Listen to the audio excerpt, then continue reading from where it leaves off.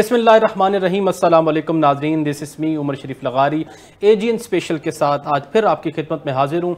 नाज़रीन, आज ख़बरें बहुत ज़्यादा हैं, हम डेवलपमेंट्स इतनी हैं कि मैं क्या ही डिस्कस करूँ, लेकिन पाकिस्तान तहरीक इंसाफ के लिए एक बड़ी खुशखबरी आ गई है, ख़ासतौर पर अदालतों से। जिस अदालतों के सिस्टम के बारे में सवालिया निशान छोड़ती थी हमेशा पाकिस्तान तहरीक इंसाफ, आज सुप्रीम कोर्ट ने जो है वो पाकिस्तान तहरीक इंसाफ के बानी उनको जो है वो रिलीफ दे दी है। जो 9 मई के केसेस थे, 8 केसेस से उनको पोस्ट अरेस्ट बेल उनमें मिल गई है। तो क्या किस तरीके से ये बेल मिली है और किस तरीके से आगे उनके केसेस चलेंगे? क्या पाकिस्तान तहरीक इंसाफ के बानी, क्या अब इमरान खान जो है वो अदालतों से रिलीफ मिलने के बाद क्या वो रिहा होने लगे हैं? इस पर आज डिटेल डिस्कशन करेंगे। उसके बाद पाकिस्तान तहरीक इंसाफ के अंदर ही अंदरूनी जो है वो अब डिस्क्रिपेंसी है लेके, ख़ासतौर पर अपोजिशन की, जो अपोजिशन की सेनेट की इलेक्शन है, या ख़ासतौर पर अगर बात करें नेशनल असेंबली के अपोजिशन लीडर के हवाले से, अचकज़ई साहब के हवाले से। उसके बाद हम बात करेंगे खासतौर पे बड़ाई साहब ने, हमारे जो सीनियर सहाफ़ी साहब हैं, उन्होंने लिखा था कि अगर माफ़ी सच्चे दिल से मांग ली जाए तो सिस्टम में गुंजाइश बन सकती है। इस तरीके से उन्होंने अपने जो है अखबारात में लिखा था। लेकिन DGISPR साहब ने जो है आज इस चीज़ को जो है ख़ासतौर पर क्लैरिफिकेशन कर दी है कि नहीं, इसमें कोई सदाकत नहीं है, और जो है वो जो बड़ाई साहब कह रहे हैं कि माफ़ी तलाफ़ी की बात हुई, ऐसी कोई इसमें कोई है वो सच्चाई नहीं है। तो और इसके बाद पाकिस्तान के अंदर चाइना का डेलीगेशन इंडिया से जो है वो विजिट करके इधर पाकिस्तान पहुंचा हुआ है। क्या अहम डेवलपमेंट्स होंगी आइंदा आने वाले दिनों में, आज डिटेल डिस्कशन करेंगे। और इसके साथ साथ पंजाब के हवाले से भी हम प्रोग्राम में आज डिस्कस करेंगे कि CM साहिबा जापान पहुंची हुई है। कल और परसों के अखबारात के अंदर जिस तरीके से CM साहिबा की एडवर्टाइजमेंट की गई और कई अखराजात उस पर लगे, तो ये किस तरीके की एक जो है वो स्ट्रैटेजी है ख़ासतौर पे पंजाब गवर्नमेंट के हवाले से, उस पर डिटेल डिस्कशन करेंगे। हमारे साथ पैनल में स्टूडियो में मौजूद हैं मियाँ अब्दुल वहीद साहब, तज्ज़ियाकार हैं, गुलाम अब्बास हरल साहब माहिर कानून हैं, और आसिफ बाजवा साहब पाकिस्तान मुस्लिम लीग नून से हमारे साथ होंगे, ज़ियाउल्लाह खान साहब पाकिस्तान तहरीक इंसाफ से होंगे। सर अब्दुल वहीद साहब, सर मियाँ साहब, मैं आपसे ही स्टार्ट करूंगा। आज एक जो खुशखबरी पाकिस्तान तहरीक इंसाफ को नसीब हुई है, बड़े जश्न मना रहे हैं, और इमरान खान को अदालत से रिलीफ मिल गया, सुप्रीम कोर्ट से, वो भी जो जिसकी सरबराही खुद चीफ जस्टिस साहब कर रहे थे, उसमें 9 मई के केसेस में जमानत मिल गई है।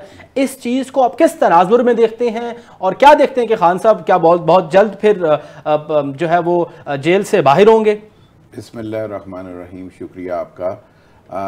बात ये बहुत अच्छी बात है कि जो हमारी जुडिशरी जो है वो स्ट्रांग हो और वो इस तरह से फैसले दे, ये एक अच्छी बात है। और इससे पहले हमें ये भी याद रखना चाहिए कि खान साहब ने इसके ऊपर एक बड़ा ज़बरदस्त किस्म का बयान, जो मुझे उनका वो बड़ा पसंद आया, कि बात की उन्होंने कि भाई अगर सबूत हैं, हमारे ओहदेदारों ने, हमारे कारकुनों ने, हमारे साथियों ने कोई उसमें उनकी इन्वॉल्वमेंट है, तो फिर ज़रूर हम उनको अपनी जमात से निकालेंगे, आप लाएं। ये एक बहुत अच्छी स्टेटमेंट थी उनकी, और इसके ऊपर ये एक जो है बात उनकी वो दूर तक गई है। ठीक है। और उसका ही आज मुझे जो समझ नज़र आ रहा है वो उनका ही है। देखिए ना, एक वज़ादारी जो सियासत में है ना, ये बड़ी ज़रूरी है जी। और मैं तो खान साहब हमारे बड़े मोहतरम और हमारे दोस्त हैं, मैं उनको कहा करता था, खान साहब इदारों को बोलने दें, आप ना बोला करें। चलें, आप अपने साथियों को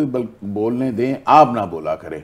आप जो है मामलात को जो है ना वो एक वज़ादारी रहने दें सियासत के अंदर से। और फिर वो आज, उस वक़्त उन्होंने गलत किया, आज जो है ये भी गलत हो रहा है। मैं नहीं ये कहता कि आज भी ठीक हो रहा है। इस रवश को कहीं ना कहीं ख़त्म करना चाहिए हमें, और सियासत के अंदर जो वज़ादारी है ना, इसको ये मलूज़े ख़ातर रखना चाहिए इसको, और फिर ही जाके हमारे मामला ठीक होंगे। इस वक्त मुल्क को बड़ी अशद ज़रूरत है कि हम उसकी पूरी तवज्जो अपने मुल्क पर दें, क्योंकि इस वक्त जिस पोजीशन में आपका मुल्क है, ये कभी भी तारीख़ में कभी भी इसकी ऐसी पोजीशन नहीं रही।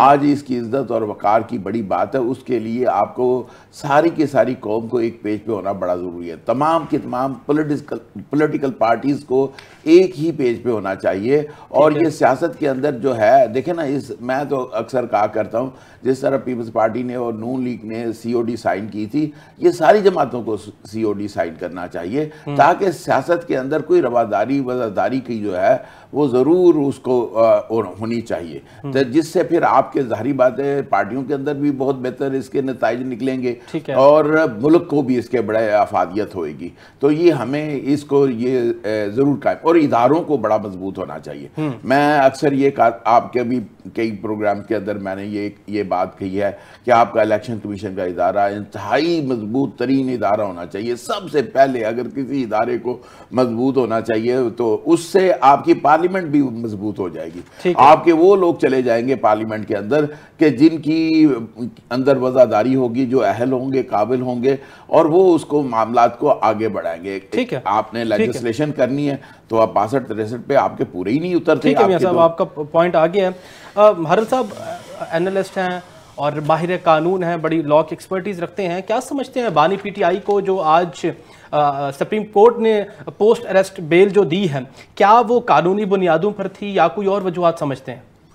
देखिए, जो सुप्रीम कोर्ट की तरफ से आज इमरान खान बानी PTI को 8 जो मुकदमात हैं 9 मई के जी, उसमें ज़मानत पे रहा करने का हुक्म दिया गया है, तो कानून के तालिब इल्म होने की हैसियत से मेरी नज़र में जी, अभी भी ये PTI के साथ या बानी PTI के साथ इंसाफ नहीं हुआ। ये रूल ऑफ लॉ का एक सेटल प्रिंसिपल है कि जस्टिस डिलेड जस्टिस डिनाइड। ये जो जमानतें हैं ट्रायल कोर्ट से मिलनी चाहिए थी। पाकिस्तानी कर रहा है सर इस टाइम। वो तो एक पॉलिटिकल अगर केसेस के अलावा भी देखें तो वो आप देखें कचहरियों के अंदर जस्टिस डिलेड ही होता है वैसे। जी मैं अर्ज कर रहा हूँ, देखिए हमने तो कानून की बात करनी है, हमने असूल की बात करनी है, और डिले नहीं हुआ। और ये जो जमानतें दी गई हैं लुगारी साहब, ये चूंकि सुप्रीम कोर्ट के पास और कोई चारा नहीं था, ये जो रूल ऑफ कंसिस्टेंसी है, जो बाकी मुल्जमान थे जो को अक्यूज थे उन सबको जमानतें मिल गई थी इन केसेस में, और जो तसलसल है उसको बरकरार रखने के लिए जो तसलसल का असूल है। इसमें मैं आपको याद दहानी करा दूं, चीफ जस्टिस साहब ने खुद कहा था आज से तकरीबन 4 महीने पहले कि 9 मई के केसेस को जो है वो विद इन द 4 मंथ जो है वो कंक्लूड किया जाए। इस वजह से ये जल्दी से फिल फॉर ये कन्विक्शंस भी देखने को मिली और आज हमें बेल भी देखने को मिली। लेकिन मेरा सवाल ये है आपसे एज ए माहिर कानून, लाहौर के अंदर जो इसकी बानी PTI की रिजेक्ट हुई थी बेल, मरकजी मुल्जिम बानी PTI थे, लेकिन दूसरे जो इनके को रिलेटेड कल्प्रिट्स जिनको बनाया गया कन्विक्शंस के अंदर यास्मीन राशिद साहिबा और दूसरे वदीगर जो उनके कारकुनान हैं, तो क्या समझते हैं कि ये किस किस्म की ड्यूअल कन्विक्शंस हैं कि एक तरफ कन्विक्शन मिल गई दूसरी तरफ इक्विटल मिल गया? देखिए बिल्कुल ये दोहरा मेयार है। एक मुल्जिम जो है उस पर भी वही एलिगेशन है जो एक हमराई मुल्जिम पे है, तो उसको आप जो है जमानत दे रहे हैं एक उस और दूसरे को नहीं दे रहे, तो उसके साथ देखिए ये मुकदमात जो हैं बड़े सियासी मुकदमात हैं और इनकी जो शहादत है बहुत कमजोर है ये, और कोई ऐसे ठोस एविडेंस मौजूद नहीं है सफा मिसल पे कि जिसकी बुनियाद पे ये कल को कन्विक्शन जो है वो सस्टेन रह सके। ये भी जितने भी कन्विक्शन हुई है वो भी मेरी नजर में तो सारी जो है मुअत्तल हो जाएंगी, वो सेटिस्फाइड हो जाएंगी। और देखिए लुगारी साहब, हम देखें हमने कानून के तालिब इल्म होने की हैसियत से हमने कानून की बात करनी है। अगर ये कानून के मुताबिक फैसले होते तो ट्रायल कोर्ट से ये जमानतें होनी चाहिए थी। एक गवाह है जिसकी बुनियाद पे एक गवाह है जो मेज टेबल के नीचे छुप के सारी जो कॉन्स्पिरेसी जो है तो उसको सुन रहा है, उससे आप 600 मुकदमात में उस पर कन्विक्शन करेंगे। मेरे ख्याल में कुछ अच्छी उम्मीदें रखी जा सकती हैं, क्योंकि इस बेंच का जो सरबराही कर रहे थे वो खुद चीफ जस्टिस साहब कर रहे थे, वो एक रिलीफ नहीं, मैं कहता हूं कोई भी होता। देखिए इससे अलावा चीफ जस्टिस साहब होते या कोई बेंच होता, इससे बाहर जा नहीं सकता था, इससे बाहर नहीं जा सकता, क्योंकि देखिए ना दोहरा मेयार आप इतना तो नहीं कर सकते ना कि एक मुल्जिम को आप जमानत दे रहे हैं दूसरे को नहीं दे रहे। तो ये रूल ऑफ कंसिस्टेंसी जो है जो आप इसको आप उर्दू में कह सकते हैं कि ये तसलसल जो है उसका असूल है जिसकी बुनियाद पे आज जमानतें मिली हैं और अब जो है इमरान खान के खिलाफ जो है एक मुकदमा, बाकी सब मुकदमात में जमानतें हो गई हैं। एक जो है वो अलकादर ट्रस्ट वाला जो केस है उसमें अभी जमानत मिलनी है, क्योंकि वो जमानत अभी लग नहीं रही। अगर वो लग जाए तो वो भी उसी तरह इसी जमानत उसमें भी मिल जाएगी। ये जितने भी रुगारी साहब केसेस हैं जो बनाए गए हैं, ये सबको पता है कि ये सियासी मुकदमात हैं, इनमें कोई शवायद नहीं है, कोई ऐसी एविडेंस मौजूद नहीं है जिसके ऊपर कन्विक्शन। आपका पॉइंट आ गया बाजवा साहब। सर हरल साहब फरमा रहे हैं सियासी मुकदमात हैं। आज पाकिस्तान तहरीक इंसाफ बड़े पुरजोश तरीके से अदालत के फैसले पे मैं फिर दोहरा रहा हूं, जश्न मना रही है कि हमें रिलीफ मिल गया और हम नेक्स्ट जो है वो इस्लामाबाद सुप्रीम कोर्ट जाके अलकादर ट्रस्ट में भी रिलीफ लेके इमरान खान को बहुत जल्द बाहर लेके आ रहे हैं। क्या नुक्ता नजर है जनाब का? सर बाजवा साहब मुझे सुन पा रहे हैं? सर बिस्मिल्लाहिर्रहमानिर्रहीम, आपको बिल्कुल सुन पा रहे हैं। देखिए मैं बातें सुन रहा था जी। देखिए बात ये है कि रूल ऑफ कंसिस्टेंसी ये दुरुस्त है कि ये प्रिंसिपल है, सेटल्ड है ये जी, कि एक मुल्ज़िम को जो फायदा मिलेगा दूसरे को भी मिलेगा, लेकिन अगर उसका केस जो है वो एट पार होगा तो मिलेगा। नंबर 1। नंबर 2, अब आप बात करते हैं कि अगर आप कादर यूनिवर्सिटी की बात करें, अगर आप कादर की बात करें तो वहां पे उनको 14 साल सजा हो चुकी है। उसका केस जो है ना किसी के साथ एट पार है, ना रूल ऑफ कंसिस्टेंसी है। और मेरे ख्याल अलकादर यूनिवर्सिटी का जो केस है, अलकादर ट्रस्ट का, उसमें इसको जो कन्विक्शन हो चुकी है और जो उनकी अपीलेट कोर्ट में उनका फैसला होना, मेरा नहीं ख्याल कि किसी भी तरीके से उनको राइट ऑफ बेल जो है वो मिलेगा। Being a student of law and being a political worker, मैं ये समझता हूँ पाकिस्तान में रूल ऑफ लॉ है, पाकिस्तान में कानून की अमलदारी है। अगर किसी के हक में फैसला होगा तो कहेंगे कि ये अदालतें बहुत अच्छी हैं, और अगर किसी के खिलाफ होगा तो कहेंगे कि हम अदालतों को मानते नहीं।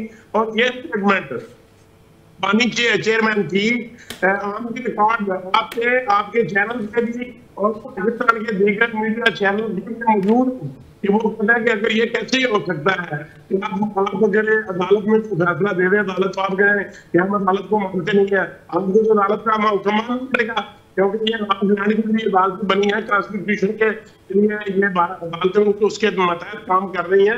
मैं ये समझता हूँ किसी भी सूरत में ठीक है जो अलकादर यूनिवर्सिटी का केस है, अलकादर ट्रस्ट केस है, उसमें सजाई आपको शख्स की बेल का राइट जो है वो नहीं मिल सकता। ठीक है बाजा साहब, आपका पॉइंट आ गया। ज़ियाउल्लाह खान साहब, अब याद होगा आपको मेरे पिछले प्रोग्राम में बड़े आप जो है वो गोश गुजार कर रहे थे हमारे से कि अदालतों का निज़ाम पाकिस्तान का दोहरा है और हमारे हक में बिल्कुल फैसले नहीं आते। सर आज तो आपको रिलीफ मिल गया अदालत से, आज क्या आपका फिर नुक्ता नज़र कुछ तब्दील हुआ है? किस तरीके से आज के फैसले को देखते हैं? देखिए मोहतरम, आपका शुक्रिया प्रोग्राम में मदऊ करने के लिए। जी सर, आपसे अर्ज है कि बात पूरी करने दीजिएगा मुझे, क्योंकि मैंने 4 बंदों के बातों का जवाब देना है। ठीक है सही। अर्ज इतनी सी है कि आज ISPR के सारे 9 मई वाले बयानिए को जमी बोस कर दिया सुप्रीम कोर्ट ऑफ पाकिस्तान ने, जो असल खबर है। ठीक है, आज अगर आप हकीकत देखें तो माफी वाले बयानिए को जिस तरह जमी बोस खुद से करना पड़ा ताकतवरों को, वो भी ऑफिशियल स्टेटमेंट नेशनल टीवीज पे चलवानी पड़ी। आज तो उसके बाद सुहेल वड़ाइच साहब का जो सोशल मीडिया पे स्टेटमेंट चल रहा है, वो कहते हैं कि मैं हलफ उठाने को तैयार हूं, मेरी 2 घंटे मुलाकात हुई, उसमें ये जिक्र भी हुआ, ये बात भी हुई। ठीक है, आज के फैसले पे अगर बात की जाए तो सुप्रीम कोर्ट ऑफ पाकिस्तान ने या सुप्रीम कोर्ट ऑफ पाकिस्तान के मुअज़्ज़ज़ चीफ जस्टिस साहब ने पाकिस्तान तहरीक इंसाफ पे या इमरान खान पे कोई एहसान नहीं किया। ठीक है, ये उनका आईनी, कानूनी और फंडामेंटल राइट था कि उनको जमानत दी जाए। ठीक है, उसकी 2 वजूहात थी, एक रूल ऑफ कंसिस्टेंसी है और दूसरा था स्टैट्यूटरी पीरियड मुकम्मल हो चुका था। ठीक है, अच्छा, इसमें सर एक मेरा सवाल भी सुन ले sir, sorry to interrupt you, मुझे सिर्फ ये बता दें, जैसे आप कह रहे हैं कि ज़मीं बोस कर दिया है तमाम उस 9 मई के बयानी को, अदालत किसी भी अगर एक्यूज को कोई बेल देती है उसका हरगिज ये मतलब नहीं है कि वो इक्विटल हासिल कर चुका है, बरी हो चुका है, वो तो अभी ट्रायल चलेगा ना सर। बजा फरमा रहे हैं, यही तो मैं अर्ज करने लगा था कि जिस तरह सुप्रीम कोर्ट ऑफ पाकिस्तान ने हाफिज फरहत, इम्तियाज शेख और इजाज चौधरी साहब वाले केस में बेल दी थी, उसके बाद इन्हीं ताकतवरों ने जाके नीचे से जो उनको कन्विक्ट जाके करवाया, 10 साल बेगुनाह लोगों को सजाएं दिलवाई। आप देखें कि जब मुल्क की सबसे बड़ी अदालत जी आपका बयानिया बाय नहीं कर रही जी, 9 मई के फॉल्स फ्लैग ऑपरेशन के फॉल्स बयानिए को उड़ा के रख रही है और कहती है कि नहीं, आप साजिश साबित नहीं कर सके। अगर आज आप हमारे साथ सुप्रीम कोर्ट में मौजूद होते तो आपको अंदाजा होता सरकारी वोकला यानी प्रोसिक्यूशन की जो अदालत में हुई है तसल्ली और तशफ़ी, या आप ये कह रहे हैं कि उनकी शर्मिंदगी की इंतहा देखने वाली थी कि ओ भाई आप आर्गुमेंट्स कर रहे हैं कि ये 9 मई का साजिश का मास्टरमाइंड था, जो लाहौर हाई कोर्ट के फैसले में भी लिखा हुआ है जी, ठीक है। उसमें टोटल 3 गवाहों के स्टेटमेंट पे आप रिलाय कर रहे हैं, ठीक है। आज सुप्रीम कोर्ट ऑफ पाकिस्तान ने उन गवाहों को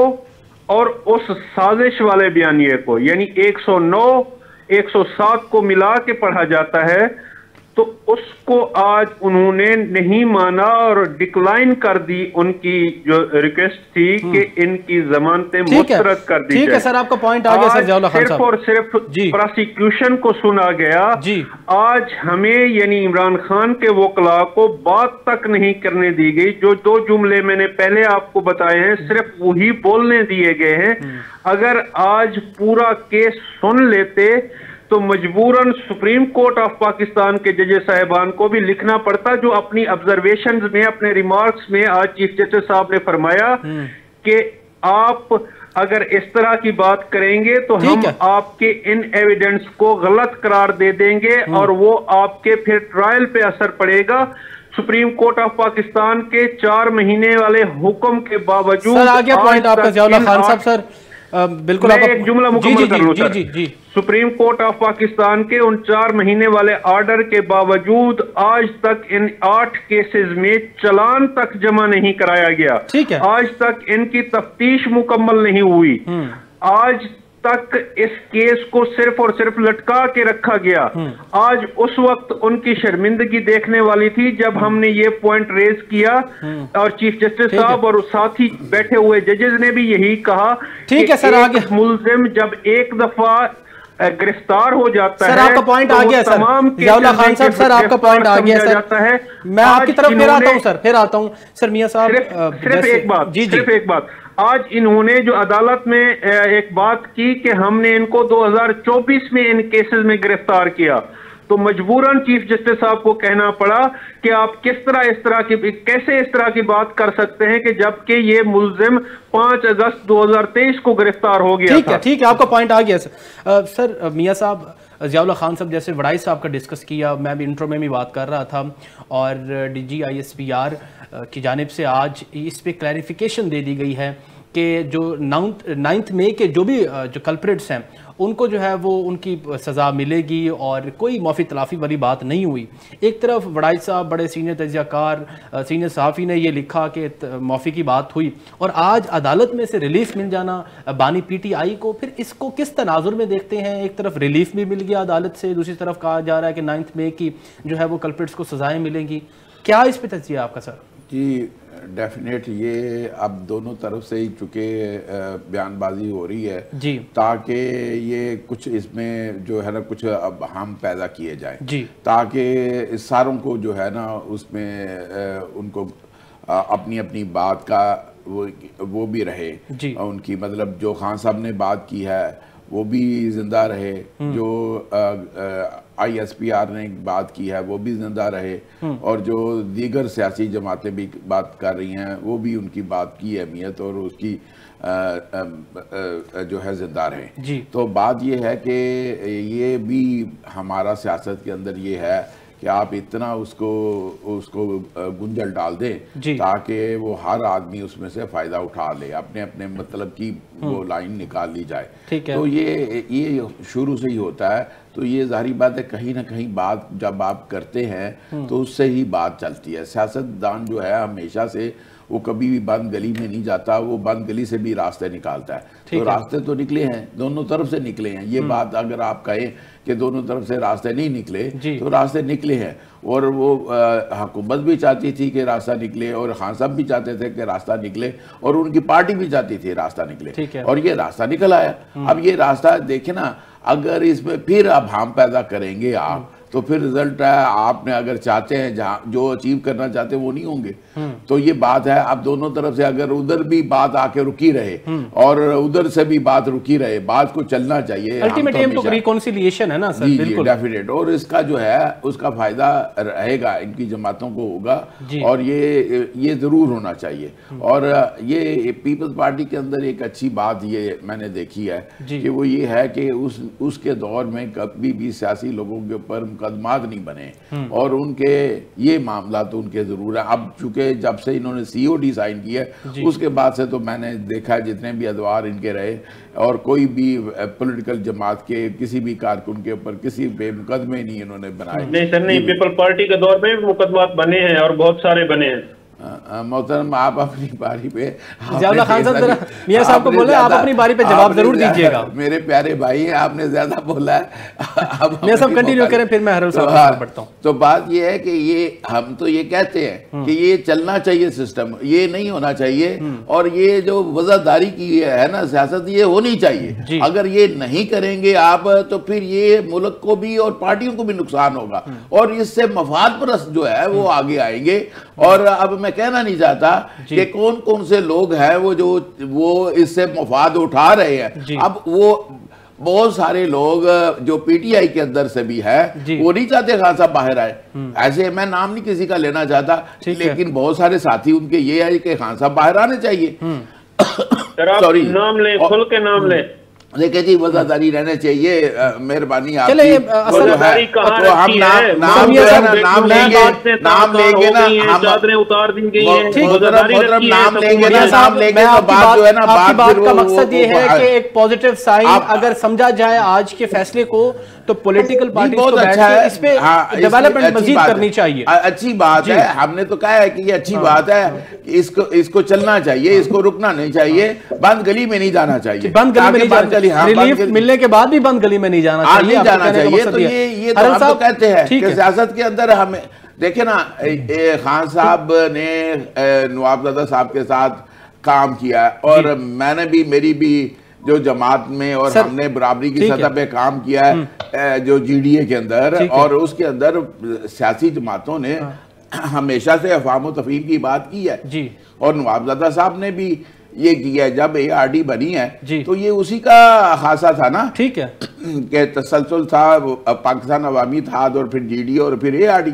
ठीक है, तो ये सिलसिला ठीक है चलना चाहिए। ठीक है, मियां साहब का पॉइंट आ गया। हरल साहब, इसमें खासतौर पे आज के केसेस के हवाले से अगर हम प्रोसिक्यूशन की साइड देखें तो प्रोसिक्यूशन की साइड को किस तरीके से आप देखते हैं? आज जो है पाकिस्तान तहरीक इंसाफ को अदालत से रिलीफ मिल गया, प्रोसिक्यूशन स्टेट की एक जो है वो प्रेजेंटेशन करती है अदालत के सामने, तो किस तरीके से समझते हैं फिर उन साइड को? देखिए, ये बड़े कमज़ोर केस थे जी, और प्रोसिक्यूशन ने तो फिर भी जो भी उन्हें सपोर्ट थी जहां से भी थी, और उसमें सॉरी टू इंटरप्ट यू, इसमें जैसे ज़ियाउल्लाह खान साहब ने फरमाया कि आज जो दलाइल हैं वो सिर्फ प्रोसिक्यूशन साइड के सुने गए हैं, उसके बावजूद भी ये रिलीफ मिल गया है। लेकिन मैंने जो प्रेस कॉन्फ्रेंस सुनी है, मेरे से सलमान सफदर साहब केस ही बहुत कमजोर थे। मैंने जैसे पहले अर्ज किया था कि ये केस सुप्रीम कोर्ट तक जाने ही नहीं चाहिए थे जमानतों के, ये ट्रायल कोर्ट से जमानतें होनी चाहिए थी। और जैसे सुप्रीम कोर्ट की बात हो रही थी कि वो सुप्रीम कोर्ट जो है वो ये कह रही थी, वो कह रही थी। देखिए, किसी भी बेल स्टेज पे कोई भी अदालत जो फैसला करती है जी, उसमें अगर कोई ऑब्जर्वेशन देती है तो उसको कानून में ओबिटर डिक्टा कहते हैं। तो उसकी जो ओबिटर डिक्टा होता है उसमें किसी अदालत पे वो बाइंडिंग नहीं होता। और दूसरी बात है, आप बेल का कोई भी फैसला उठा के देख लें, किसी बड़ी अदालत का भी, लाहौर हाई कोर्ट। भाई एक मिनट सुन तो लें, बराए मेहरबानी। एक तो आप अपनी बारी पे आपने सर आप किसी को बोलने तो दिया करें, हम भी आपकी बात ही कर रहे हैं, आपको समझ नहीं आती। कंटिन्यू करें सर, ब्रेक का टाइम होने को रन साहब। तो दूसरी बात यह है कि जो भी आप बेल स्टेज का कोई भी बेल का ऑर्डर उठा के देख लें, चाहे हाई कोर्ट सुप्रीम कोर्ट जो भी देख लें, तो हर बेल में ये लिखा होता है कि ट्रायल के ऊपर इसके कोई असर नहीं होगा। तो लिहाजा ये बेल स्टेज जो होती है वो सिर्फ फर्दर इंक्वायरी मैं यही बात है, उसकी बुनियाद पे दी जाती है। ना समझा जाए कि आपको किसी किस्म की अदालत से बरीयत मिल गई है। 497 सीआरपीसी जो है उसका सेक्शन 2 है, उसमें लिखा हुआ है कि ये केस फर्दर इंक्वायरी का बनता है। आपका पॉइंट आ गया सर। बाजा साहब, ब्रेक से पहले मैं एक सवाल करूंगा, फिर ब्रेक के बाद मैं जिया साहब के पास आऊंगा। बाजा साहब, इस फैसले के बाद पाकिस्तान मुस्लिम लीग नून के अंदर क्या रूमर्स चल रहे हैं? बानी पीटीआई अगर बाहर आ जाते हैं तो किस तरीके से मामला हैंडल किए जाएंगे? देखिए सर, गुजारिश ये है कि जो सियासी लोग हैं जी वो सूरत हाल के मुताबिक फैसले करते हैं। ठीक है। जब जो भी देखें, सियासत क्या है, सियासत सर देखें, एक हमारे बड़े पुराने बुजुर्ग सियासतदान है, वो कहते हैं सियासत सुबह होती है, दोपहर को होती है, शाम को होती है जी। तो इसी तरीके से मैं समझता हूँ कि ये प्रेडिक्शन थी, तो ये वाकई आजकल दुरुस्त साबित हो रहा है। और मैं ये समझता हूँ कि बीइंग पॉलिटिकल वर्कर और बीइंग पीएमएलएम, हमें किसी किस्म का कोई डर, किसी किस्म का कोई खौफ नहीं है। अगर पानी पे इससे पहले भी लोगों को सजाएं होती नहीं, इससे पहले भी लोग जेल के अंदर रहे, उनको बाहर भी भेजा गया, बैरून मुल्क भी उन्होंने बैरून मुल्क भी उनको भिजवाया गया और लोगों ने सख्ता जलावतनियां काटी। लेकिन जब वो आते हैं फील्ड में, जब वो अपने वर्कर्स के पास आते हैं, तो फिर एक नया रंग नजर आता है। तो मैं ये समझता हूँ कि अगर बानी पीटीआई की अगर बेल हो जाएगी तो फिर हम देखेंगे, हम फिर उनके आने के बाद ठीक है स्ट्रेटजी हमारी लीडरशिप इख्तियार करेगी, हम उसके मुताबिक काम करेंगे इंशाअल्लाह। दुगारी साहब, आसिफ बाजवा साहब मेरे दोस्त है, आपकी इजाजत से जी मैं एक बात आज करूं, मेरे दोस्त हैं।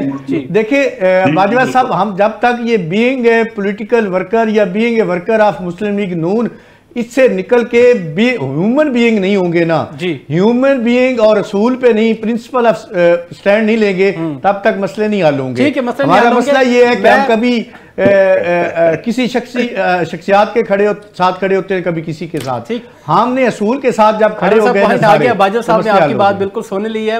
और जियाउल्लाह खान साहब, ब्रेक के बाद एक सवाल छोड़ के जा रहा हूं, उसी सवाल से आपका जवाब लूंगा कि अपोजिशन के अंदर खासतौर पे जो अंदरूनी खासतौर पे मामलात है पाकिस्तान तहरीक इंसाफ के, उसमें क्या डिस्क्रिपेंसी है खासतौर पे अचकजई साहब को लेके, तो वो उस पर जो खासतौर पे पीटीआई के अंदर जो क़यादत है उस पर सवाल कर रही है। इस पर जियाउल्लाह खान साहब से ब्रेक के बाद जवाब लेंगे। एक छोटी सी ब्रेक का टाइम हुआ, विल बी राइट बैक इंशाल्लाह।